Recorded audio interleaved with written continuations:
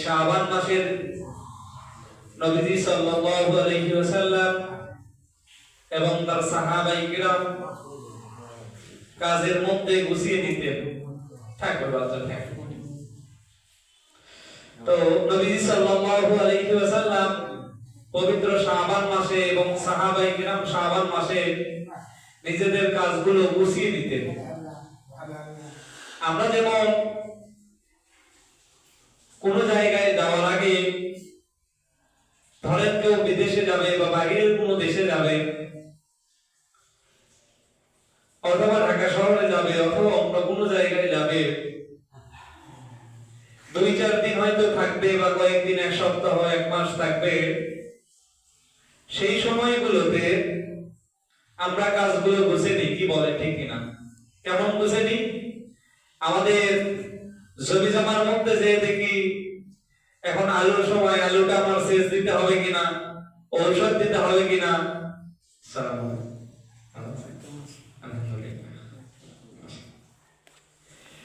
আমরা যেমন দেখি আমাদের জমিগুলোতে সেচ দিতে হবে কিনা, আমাদের জমিগুলোতে ঔষধ দিতে হবে কিনা, ধানের আগাছা পরিষ্কার করতে হবে কিনা, অন্যান্য বাড়ির আর কোনো কাজ আছে কিনা, এক সপ্তাহ বা 15 দিন থাকবো না, বাজার সবাই আছে কিনা, সবকিছু আমরা কমপ্লিট করে রাখি। কারণ আমরা বাইরে যাচ্ছি বা বাইরের দেশে যাচ্ছি অথবা ঢাকা শহরে যাচ্ছি, কয়েকদিন থাকবো না, না থাকাতে যেন কোনো সমস্যা না হয়। অনুরূপভাবে সাহাবায়ে কেরাম রিদওয়ানুল্লাহি তাআলা আলাইহিম আজমাইন শাবান মাসে কাজগুলো গুছিয়ে দিতেন, কেননা সামনে পবিত্র মাহে রমজানুল মুবারক অপেক্ষা করছেন। কেমন করে কাজ গুছিয়ে দিতেন? তারা যে ব্যবসা বাণিজ্য করতেন, ব্যবসা বাণিজ্যের যে টাকা পয়সাগুলো বিভিন্ন লোকজনের কাছ থেকে পাইতেন, ওই টাকা পয়সাগুলো উসুল করে নিতেন। নিজেদের পাইকারদের কাছে যে টাকা পয়সা ব্যবসার মাল নিয়েছেন, টাকা পয়সা হয়তো বাকি রয়ে গিয়েছে, এই বাকিগুলো তারা পরিশোধ করে দিতেন। নিজেরা অন্যের কাছ থেকে বাকি তুলে দিতেন, অন্যের কাছে কিন্তু পাওনা থাকলে সেগুলো দিয়ে দিতেন। কারণ পবিত্র মাহে রমজানুল মুবারক সারা বছর ব্যবসা বাণিজ্য করেছি, সারা বছর চলাফেরা করেছি, সারা বছর ওঠা বসা করেছি, বেশি সময় আল্লাহর ঘরে দিতে পারি নাই, বেশি সময় নামাজে দিতে পারি নাই। সামনে রমজানুল মুবারক, আমরা যেন আমাদের সময়গুলো আল্লাহর রাস্তায় দিতে পারি, আল্লাহর ইবাদত বন্দেগীতে দিতে পারি, এজন্য সাহাবায়ে কেরামগণ এই আমলগুলো করতেন। আর কি করতেন? শাবান মাসের সবচেয়ে গুরুত্বপূর্ণ যে আমলগুলো সাহাবায়ে কেরাম করতেন, নবীজি শিক্ষা দিতেন, সেই আমলটার নাম হচ্ছে যাকাত। আমরা আমাদের সমাজে একটা ভুল ধারণা নিয়ে বাস করি, সেটা হচ্ছে রমজানে যাকাত দিতে হবে। কি বলেন ঠিক কিনা? রমজানে যাকাত দিতে হবে কেন? কারণ রমজানে যাকাত দিলে সওয়াব বেশি হয়। 1 টাকা দান করলে 70 থেকে 700 গুণ পর্যন্ত আল্লাহ রাব্বুল আলামিন বাড়ায় দেন। পবিত্র কোরআনুল কারীমের সূরাতুল বাকারার শেষের দিকে আল্লাহ রাব্বুল আলামিন বলেন, তাদের দান হলো এমন, তারা যেন দানের মধ্যে একটি শস্য বপন করলো, জমির মধ্যে একটি শস্য বপন করলো, শস্য থেকে 7টি শীষ বের হলো, প্রত্যেকটা শীষে 100টি করে ফসল উৎপন্ন হলো, শস্য উৎপন্ন হলো, ধান উৎপন্ন হলো। অর্থাৎ একটা বীজ থেকে 700টি পর্যন্ত তারা সওয়াব অর্জন করলো। বলুন সুবহানাল্লাহ। আমরা চিন্তা করি রমজানে মনে হয় যাকাত দিলে সওয়াব বেশি হয়, আর সাহাবায়ে কেরামের আমল কি? সাহাবায়ে কেরামের আমল হলো শাবান মাসে তারা যাকাত দিতেন। মুহাদ্দিসিনে কেরামগণ হাদিসের মধ্যে লেখেন, কেন সাহাবায়ে কেরাম শাবান মাসে যাকাত দিতেন?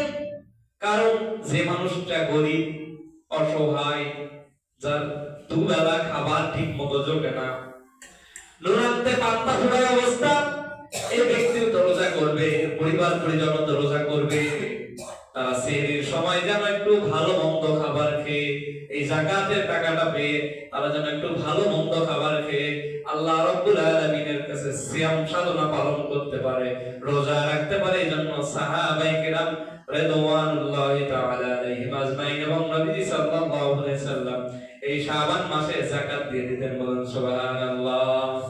যাকাত কি? আমরা তো মনে করি যে যাকাত মনে হয় আমার উপর খুব বোঝা, যাকাত একটা ফরজ ইবাদত। আমরা যখন নামাজ পড়ি, নামাজ পড়া যেরকম ফরজ, সামনে রোজা আসছে, রোজা করাটা যেমন ফরজ, যাকাত দেওয়াটা ওরকম ফরজ।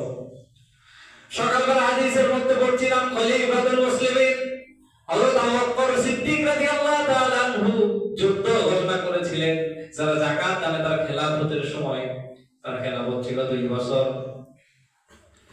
2 বছর কয়েকদিন তার খেলাফত ছিল 4 দিনের মতো। এই আবু বকর রাদিয়াল্লাহু তাআলা আনহু যারা যাকাত আদায় অস্বীকার করত তাদের বিরুদ্ধে যুদ্ধ ঘোষণা করেছিলেন। বলছেন যাদের যাকাত ফরজ,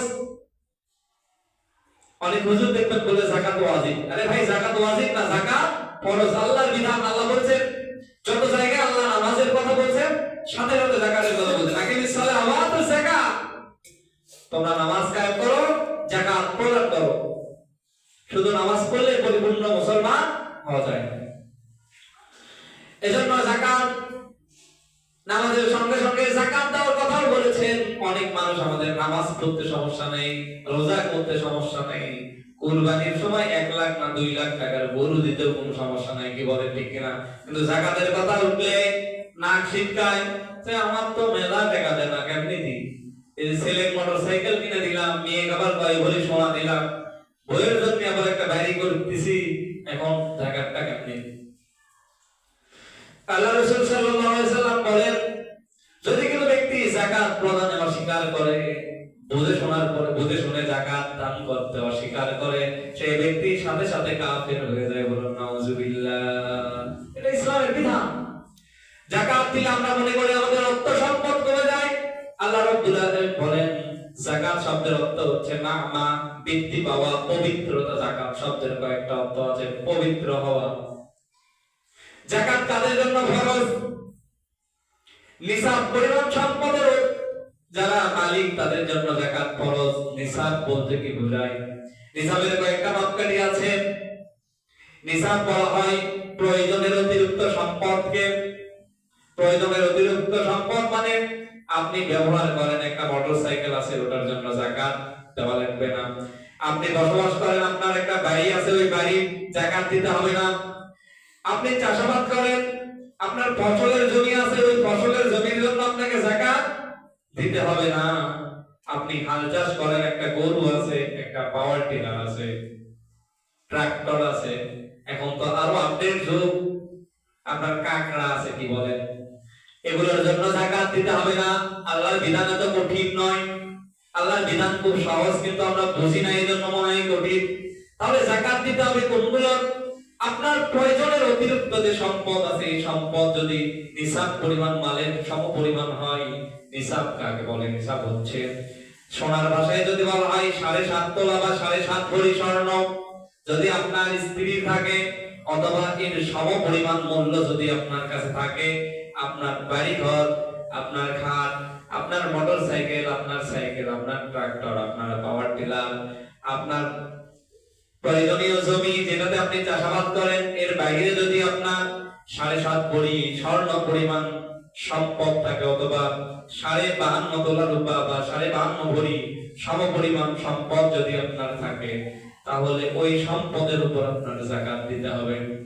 আপনার বাড়ি 5টা, একটা বাড়িতে আপনি থাকেন, বাকি বাড়ি ঘরগুলো করেছেন, ভাড়া দিয়ে রেখেছেন, ওটার জন্য যাকাত ওয়াজিব হয়ে যাবে, ওটার জন্য যাকাত ফরজ হয়ে যাবে, ওটার জন্য যাকাত ফরজ হয়ে যাবে। আর কোন সম্পদের উপর? অনেক মানুষ দেখবেন শখ করে 2টা মোটরসাইকেল কিনছে, কি বলেন, আছে কিনা? একটা মানুষ একাধিক মোটরসাইকেল, আপনার একটা বাদ দিয়ে বাকি আরেকটা যে আছে ওটার উপর আপনার যাকাত ফরজ হবে। আপনার স্ত্রী কিছু স্বর্ণ প্রতিনিয়ত ব্যবহার করে, যেমন কানের মধ্যে দুল লাগাইছে, রিং লাগাইছে, নাকের মধ্যে ফুল লাগাইছে, গলার মধ্যে একটা সেট লাগাইছে, যেটা ব্যবহার করে।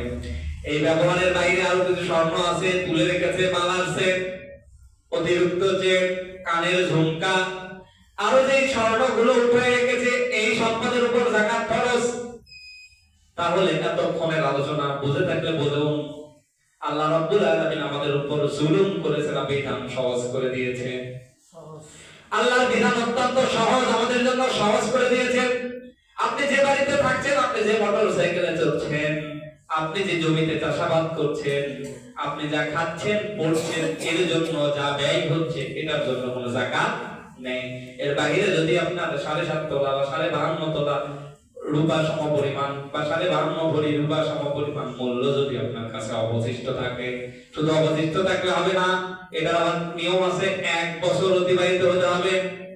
আপনার টাকা ছিল, ধরেন 2 লাখ টাকা ছিল, কিন্তু এই টাকা 2 মাস না যেতেই আপনি অসুস্থ হয়েছেন, চিকিৎসা করেছেন অথবা অন্য একটা কাজের মধ্যে ব্যয় করে দিয়েছেন, তাহলে এই সম্পদের জন্য যাকাত আর ফরজ থাকলো না। 1 বছর ধরে ওই সম্পদ আপনার কাছে থাকতে হবে, তাহলে যাকাত ফরজ। শুধু সোনা রূপা না, এর বাইরে আপনার যদি গরু, মহিষ, ছাগল, ভেড়া, উট, দুম্বা এগুলো থাকে, তার উপর যাকাত ফরজ হয়। কতগুলো ছাগল থাকলে, কতগুলো গরু থাকলে, আপনার যদি মহিষ বা উট যদি 5টা পরিমাণে উট থাকে, তাহলে আপনার যাকাত ফরজ হবে। আপনার যদি 30টা গরু বা মহিষ থাকে, তাহলে তার উপর যাকাত ফরজ হবে। আপনার যদি 40টা ছাগল, বকরি, ভেড়া অথবা ছাগি এগুলো থাকে, তখন আপনার এই পরিমাণ সম্পদের উপর যাকাতটা ফরজ হয়ে যাবে। তাহলে আল্লাহর বিধান দেখেন কত সুন্দর। আপনি গাভীর দুধ খাওয়ার জন্য একটা গরু কিনে নিয়ে এসেছেন, আল্লাহ বলছেন থাক, এটাতে তোমার যাকাত দিতে হবে না, 30টা আগে হোক, তারপরে তোমার যাকাত দিতে হবে। একটা 2টা ছাগল শখ করে পেলেছো, লালন পালন করছো, এটার জন্য তোমাকে যাকাত দিতে হবে না। যখন 40টা অতিবাহিত হয়ে যাবে, তখন তোমার উপর যাকাত ফরজ হবে। শখ করে 2-4টা গরু পেলেছো, এটার উপর তোমার যাকাত ফরজ হবে না। যখন প্রয়োজনে অতিরিক্ত নিসাব এর অতিরিক্ত সম্পদ হবে, তখন যাকাত ফরজ হবে। বলুন সুবহানাল্লাহ। এর আগে একবার ফসলের ওষুধ সম্পর্কে আলোচনা করছিলাম। বলা হয়েছে 1 ওষুধ পরিমাণ ফসল যদি কোনো মানুষ উৎপাদন করে, তার যাকাত দিতে হবে না। 1 ওষুধ পার হয়ে গেলে তখন ফসলের যাকাত দিতে হয়। ওষুধ হচ্ছে 27.5 মনের মতো, 27.5 থেকে 28 মন। তার মানে আপনি যদি বছরে 27.5 থেকে 28 মন ধান বা আলু উৎপাদন করেন, চাষাবাদ করেন, এইটুকুর মধ্যে যাকাত আপনাকে দিতে হবে না। যাকাত মূলত আপনার সম্পদ নয়, যাকাত মূলত আমার সম্পদ নয়, যাকাত মূলত অতিরিক্ত আমার সম্পদের মধ্যে আল্লাহ দিয়েছেন। এটা গরীব দুঃখীর হক বা অধিকার। প্রশ্ন, তাহলে আল্লাহ রাব্বুল আলামিন গরীব দুঃখীর টাকা পয়সা, অর্থ সম্পদ আমাকে কেন দিলেন? ডাইরেক্ট গরীবদেরকে দিলে এটা ঝামেলা শেষ, কি বলেন ঠিক কিনা? আল্লাহ কেন দিয়েছেন? আল্লাহ রাব্বুল আলামিন বলেন, আল্লাযী খালাকাল মাউতা ওয়াল হায়াতা লিয়াবলুয়াকুম আইয়ুকুম আহসানু আমালা। আল্লাহ রাব্বুল আলামিন বলেন, আমি হায়াত এবং মৃত্যুকে এজন্যই সৃষ্টি করেছি, পরীক্ষা করব। কত সবে বরাতের দিনে একটা কথা বলছিলাম আপনাদেরকে, আমি বাসায় বলছিলাম আমার যদি টাকা পয়সা অনেক থাকতো, তাহলে পৃথিবীর সব মানুষকে 1 কোটি করে টাকা দিতাম। মনে আছে কিনা? 1 কোটি করে টাকা দিয়ে দিতাম। তারপরে আবার প্রশ্ন করলাম, সবাইকে যদি 1 কোটি করে টাকা দিয়ে দিতাম, তাহলে কি হতো? প্রশ্নের জবাবে আমি আবার নিজেই বললাম, তাহলে সমাজের মধ্যে মারামারি, ঝগড়াঝাটি, ফিতনা ফাসাদ লেগেই থাকতো। এজন্য আল্লাহ রাব্বুল আলামিন কাউকে ধনী, কাউকে গরীব, বিভিন্ন মানুষকে বিভিন্ন পর্যায়ে করে সৃষ্টি করেছেন। আর হাদিসের মধ্যে নবীজি বলেন, একজন নেককার, পরহেজগার, ধনী, অনেক সম্পদের মালিক, তার থেকে একজন গরীব, সাধারণ দিনমজুর, রিক্সা চালক, অটো চালক, ঠেলাওয়ালা, কুলি, যার দিনটা কোনো রকম পার হয়ে যায়, আল্লাহর ইবাদত করে, সে একজন নেককার, পরহেজগার, ধনীর 500 বছর পূর্বে আল্লাহর জান্নাতে যাবে। বলুন সুবহানাল্লাহ। ধনীর সম্পদের হিসাব দিতে হবে। নবীজি বলেন, কিয়ামতের দিনে 5টা প্রশ্নের জবাব দেওয়া ছাড়া কোন ব্যক্তি সামনে 1 পা অতিক্রম করতে পারবে না। তার মধ্যে একটা প্রশ্ন হচ্ছে, 2টা প্রশ্ন হচ্ছে, কোন পথে আয় করেছো আর কোন পথে ব্যয় করেছো। আপনি কোন পথে আয় করলেন সেটারও হিসাব দিতে হবে, আপনি কোন পথে ব্যয় করলেন সেটারও হিসাব দিতে হবে। আপনি মেম্বার হয়েছেন, চেয়ারম্যান হয়েছেন, এমপি হয়েছেন, রাস্তার বাজেট এসেছে 1 কোটি টাকা, আপনি ওখান থেকে 80 লাখ টাকার কাজ করলেন, 20 লাখ টাকা মেরে দিলেন, কত সহজ। কিয়ামতের দিনে ওই এলাকার যত জনগণ, এই দেশের যত জনগণ, প্রায় 16 কোটি, এই 16 কোটি জনগণ যতক্ষণ আপনাকে মাফ না করবে, ততক্ষণ আপনার জান্নাতে যাওয়া বন্ধ। এজন্য করে যাকাত ইসলামের একটা গুরুত্বপূর্ণ ফরজ ইবাদত। যাকাত, এই যে এতক্ষণ ধরে বলছিলাম যাকাত ফরজ হওয়ার আবার শর্ত রয়েছে, কয়েকটা শর্ত না হলে যাকাত ফরজ হয় না। একটা হচ্ছে আকিল, বুদ্ধি সম্পন্ন হওয়া বা বালেগ হওয়া, প্রচুর সহায় সম্পত্তির মালিক, বাবা মারা গিয়েছে, সন্তান 5-7 বছর বয়স, তার উপর যাকাত ফরজ হয় না। এরপরে নিসাব পরিমাণ সম্পদের মালিক, পূর্ণ 1 বছর থাকতে হবে, এরপরে যাকাত ফরজ হবে। কয়েক মাস যদি আপনার কাছে টাকা থাকে, তারপরে যদি টাকা না থাকে, তাহলে যাকাত ফরজ হয় না। এরপরে কেউ যদি বছরের শুরুতে নিসাবের মালিক থাকে, বছরের মাঝখানে টাকা পয়সা শেষ হয়ে যায়, তার উপরও যাকাত ওয়াজিব হয় না। পূর্ণ 1 বছর ধরে আপনার কাছে টাকা থাকতে হবে। এরপরে সুস্থ মস্তিষ্ক সম্পন্ন হতে হবে। অসুস্থ কোন মানুষ, পাগল কোন মানুষের, পাগলের অনেক টাকা পয়সা থাকতে পারে, তার জন্য যাকাত ফরজ নয়। যাকাত ফরজ নয়। বলবেন পাগলের কিভাবে টাকা পয়সা থাকে? অনেক পাগল রয়েছে, পিতামাতার অনেক সহায় সম্পত্তি, জমি লিখে দিয়েছে, টাকা পয়সা ব্যাংকে তার জন্য আলাদা করে রেখে দিয়েছে, কি বলেন ঠিক কিনা? কেন রেখে দেয়? কারণ অন্য যে ভাইরা আছে, অন্য যে বোনরা আছে, তাকে দেখতে পারবে না, এই টাকার উসিলায় যেন তাকে একটু ভালো করে দেখাশোনা করে, এজন্য রেখে দেয়। এরকম পাগলের জন্য যাকাত ওয়াজিব হবে না। এরপরে যে কথা বলছিলাম, কোন কোন সম্পদের যাকাত আসে না?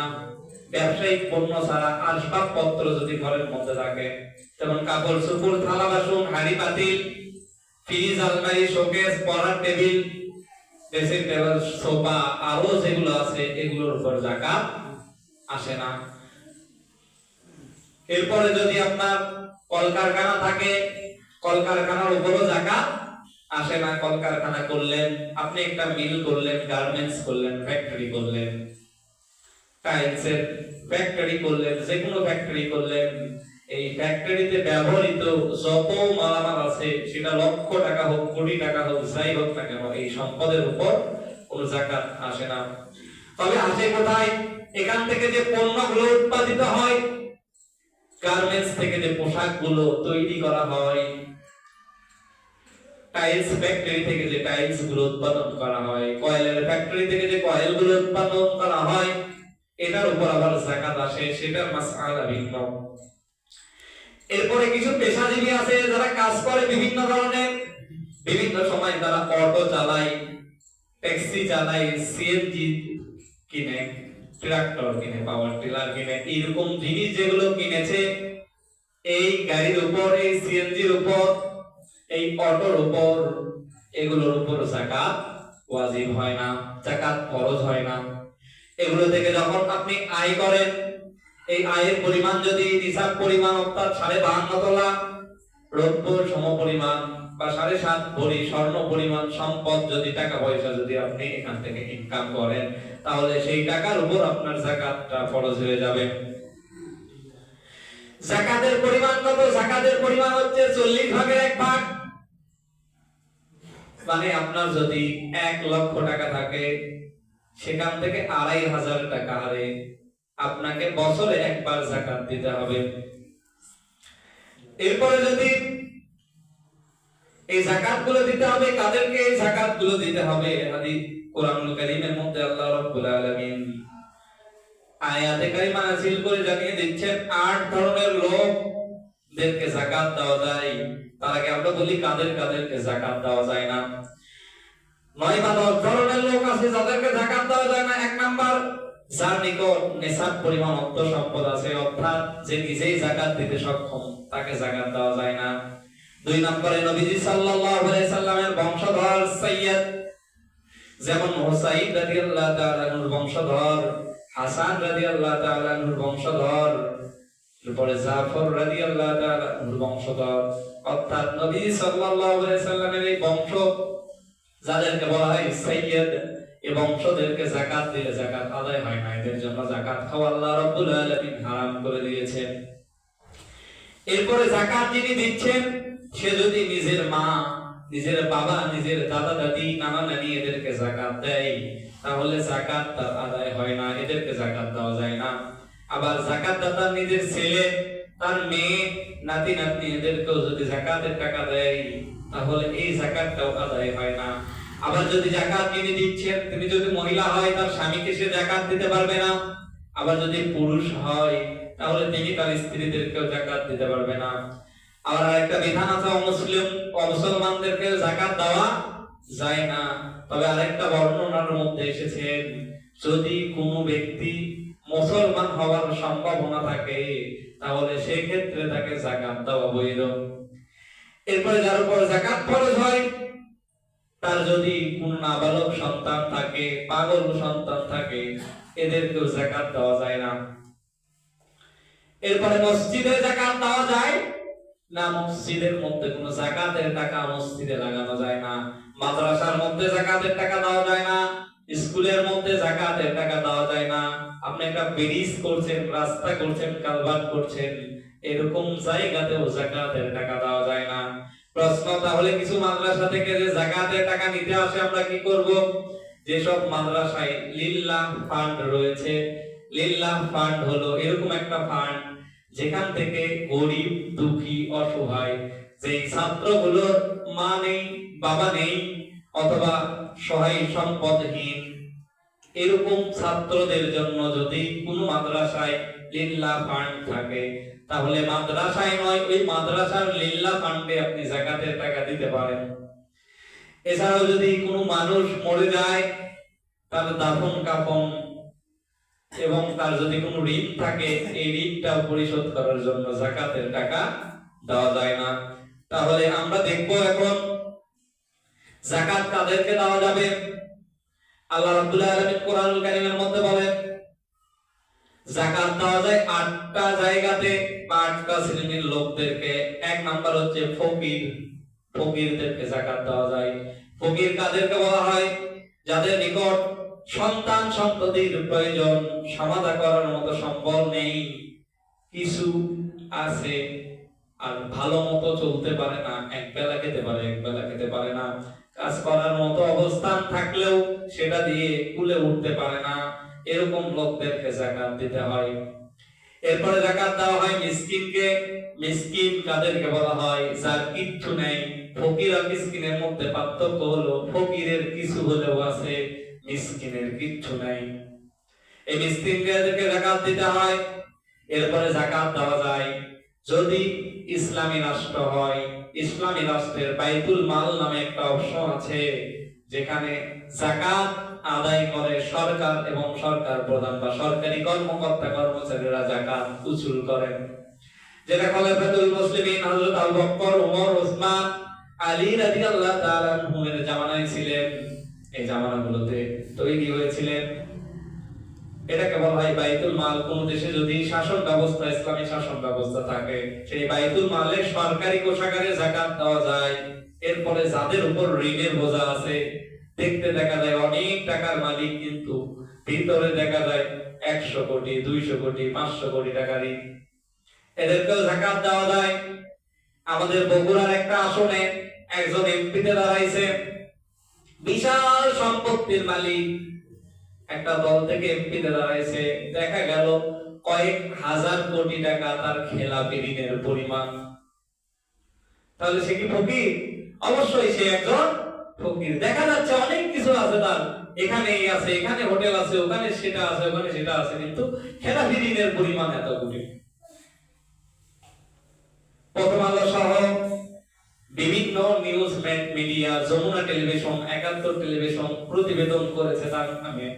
তার নাকি বিদ্যুৎ বিল কয়েক কোটি টাকা বাকি। চিন্তা করেন, বিদ্যুৎ বিল যদি কয়েক কোটি টাকা বাকি হয়, আর এরকম লোক যদি আমাদের ভোট দ্বারা নির্বাচিত হয়ে আমাদের মধ্যে প্রতিনিধিত্ব করে, সংসদে যা বাজেট আমাদের জন্য পাস হবে তা আমাদেরকে দিবে না নিজে মেরে খাবে? সব টাকা নিজে মেরে খেয়ে শেষ, জনগণের জন্য কিচ্ছু নাই। এজন্য দেখে শুনে ভোট দেওয়া। ভোটটাও একটা পবিত্র আমানত। এরপরে কাদেরকে যাকাত দেওয়া যায়? 5 নাম্বার হচ্ছে যারা আল্লাহর রাস্তায় জিহাদে অংশগ্রহণ করে, শত্রুদের মোকাবেলা করে, যুদ্ধ করে, এদেরকে যাকাত দেওয়া যায়। যেমন আমরা বলতে পারি হামাস, ফিলিস্তিন নেবালন ভিত্তিক শান্তিকামী একটা সংগঠন, যারা ফিলিস্তিনের মুসলমানদের জন্য বছরের পর বছর জিহাদে অংশগ্রহণ করেছে, এদেরকেও যাকাত দেওয়া যায়। এরপরে মুসাফির বলা হয় এমন ব্যক্তিকে যে তার নিজ এলাকা থেকে 48 মাইলের বেশি দূর যে অবস্থান করছে। সে যদি বাড়িতে শক্তিশালী হয়, তার কাছে যদি কোনো সহায় সম্পত্তি না থাকে, সেই সময়ে যদি কোনো টাকা পয়সা না থাকে, এই ব্যক্তিকেও যাকাতের অংশ থেকে টাকা দেওয়া যায়। এরপরে যাকাত দেওয়া যায় নিজের আত্মীয় স্বজনদের মধ্য থেকে। যদি নিজের ভাই বোন গরিব হয় তাহলে তাদেরকে যাকাত দেওয়া যায়। ভাতিজা ভাতিজি, ভগ্নিপতি, শ্বশুর শাশুড়ি, ফুফা ফুফু, খালা খালি, সৎ মা, এরকম যদি কেউ থাকে এবং তারা যাকাত খাওয়ার উপযুক্ত অবস্থায় থাকে, নিসাবের মাল পরিমাণ সম্পদ তার না থাকে, তাহলে তাদেরকেও যাকাত দেওয়া যায়। এরপরে দেওয়া যায় নিজের যারা দাস আছে, কর্মচারী আছে, তাদেরকেও যাকাত দেওয়া যায়। তবে এই টাকা আবার বেতনের মধ্যে কাটা যাবে না। হয়তো একজন লোক আপনার কাছে কাজ করে 10,000 টাকা বেতন অথবা 20,000 টাকা বেতন, সে গরিব মানুষ, তার কোন রকম দিন চলে যায়, আপনি এখন বলছেন আমি 20,000 দিলাম, ও 2 মাসের বেতন হয়ে গেল, এরকম করা যাবে না। সে যেটা আপনার বেতন পায় সেটা তাকে দিতে হবে, যাকাতের টাকা আলাদা। এই 8 শ্রেণীদেরকে যাকাত দিতে হয়। যাকাত কখন দেওয়া উত্তম? প্রথমে বলছিলাম, আবার বলছি, যাকাত দেওয়া উত্তম এই যে এখন শাবান মাস চলছে, শাবান মাসে নবীজি সাল্লাল্লাহু আলাইহি সাল্লাম এবং সাহাবায়ে কেরাম শাবান মাসে যাকাত দিতেন। কেননা এই যাকাতের অর্থ দিয়ে গরিব দুঃখী ইতিম মিসকিন তারা যেন একটু ভালো করে পবিত্র মাহে রমজানুল মুবারকের রোজা পালন করতে পারে। আমাদের সিস্টেম, আমরা যাকাত দিই রমজান মাসে। এজন্য করে যাকাতের আলোচনা করলাম। আমাদের কাছে যদি নিসাব পরিমাণ সম্পদের আমরা অধিকারী থাকি আর নিজেদেরকে মুসলমান দাবি করি, তাহলে অবশ্যই নামাজের পাশাপাশি যাকাত প্রদান করতে হবে। আল্লাহ রাব্বুল আলামিন কোরআনুল কারীমে প্রায় 82 থেকে 83 জায়গায় নামাজের কথা বলেছেন, সাথে সাথে যাকাতের কথা বলেছেন। আকিমিস সালাহ ওয়া আতুজ যাকাত, আকিমিস সালাহ ওয়া ইতাউজ যাকাত, সব জায়গায় নামাজের পাশাপাশি আল্লাহ রাব্বুল আলামিন যাকাতের কথা বলেছেন। সুতরাং আমাদের যাদের যাকাত ফরজ হয়ে গেছে, হিসাব বুঝি না, হুজুরদেরকে নিয়ে হুজুরের কাছে বসে যে আমার এই সম্পদের অবস্থা, আমার কতটুকু যাকাত ফরজ হয়ে গেছে বলে দেন, এই যাকাতটা আদায় করে দিই। নামাজের পাশাপাশি এই যাকাতটাও আমাদেরকে আদায় করতে হবে। যদি আমরা নিসাব পরিমাণ সম্পদের মালিক হই, এই যাকাত আদায় বিলম্ব করলে কিয়ামতের দিনে আল্লাহ রাব্বুল আলামিন এই সম্পদগুলোকে সাপ বিচ্ছু এরকম করে আমাদের গলার উপর ঝুলিয়ে দেওয়া হবে এবং বলবে, যাও, এগুলো তোমার সম্পদ, এই সম্পদগুলো নিয়ে তুমি জাহান্নামের মধ্যে নিক্ষেপ হয়ে যাও। বলুন নাউযুবিল্লাহ। সুতরাং আসুন আমাদের যাদের যাকাত ফরজ হয়েছে হিসাব করি, আমরা যাকাত আদায় করার চেষ্টা করি। আল্লাহ সুবহানাহু ওয়া তাআলা আমাদেরকে কথাগুলোর উপর আমল করার তৌফিক দান করুন। সকলে বলি আল্লাহুম্মা আমিন।